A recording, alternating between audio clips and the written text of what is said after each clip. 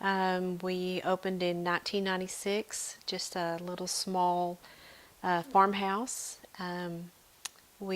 My husband and his brother worked on it a year and a half and finally opened it up. It was open 5 years, and the railroad decided they were coming through our dining room, so we were able to negotiate and move over and build a new restaurant. We bought his brother out, so it's been just our little family of four for the last 22 years. John and I had re-met in Abilene and had gotten married, and I was a physical therapist in a hospital, and he worked in the chemical business, and he always wanted to be self-employed on his own business. And he had some good friends down there in Abilene. Joe Allen, as Joe Allen's Barbecue and Steaks, told him, said, John, you need to go back to Lubbock where you're from. We grew up in Florida. And said, y'all ought to go back and open up a steakhouse. At that time, there were only 2 other steakhouses in Lubbock. So when we decided to move here in '96, we were the third. And he taught John how to cook, and I gave up the therapy business, and we got into the restaurant business. I loved my therapy. I loved my patients.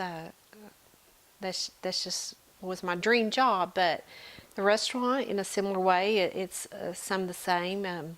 Lots of different, being around people, service, making people happy. We love it. We all come together and help. It can be flexible, but it's also really rewarding. We just see and meet the neatest people come through here. We've had 3 Supreme Court justices come through. We have people from Australia, just all over Canada, and they're just so excited to see this type of atmosphere, and just in awe of a ranch, West Texas feel. That, it's just great to be a part of. I can remember. Okay, we opened the restaurant in '96. I had Tatum in '97, and the babysitter would just bring her up here, and I could feed her and then run back into work, and I could run home and check on her, and I could bring her up here with me. In both of them, it was the same way. I had Jake 4 years later, so that was neat. Well, we keep thinking we should have written a book on some of the stuff that's gone on around here through the years. It's funny, but I'll never forget. I don't know, this was really one of my favorite. One thing that stands out, the A&M Aggies had come to play Tech one year in football, and they had beat us. And that night, it's always just huge crowd out here after a football game weekend.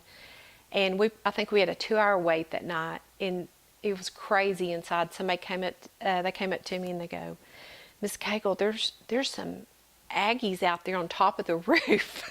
So I'm like, are you kidding me? I guess the hardest thing is, one of the hardest things is, looking at, it may be slow one day and it may be super, super busy the next day. And so you have to staff